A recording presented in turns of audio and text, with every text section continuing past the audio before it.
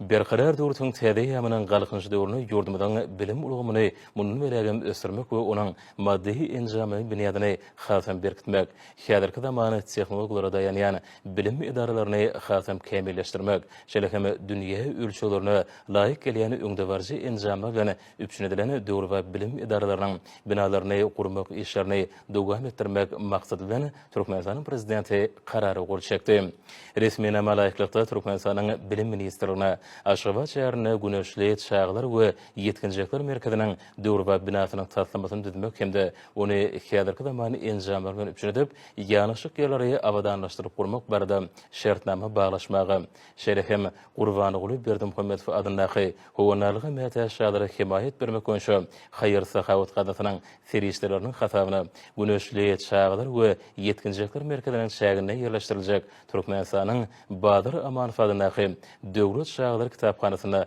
teleskop arkaly asman giňişligini synlamagy niýetlenen observatoriýa otagyny gurnamak hemde kitapxanany döwür we sanly tehnologiýalar we enjamlar bilen enjamlaşdyrmak barada şertnama baglaşmaga ygtyýar berildi.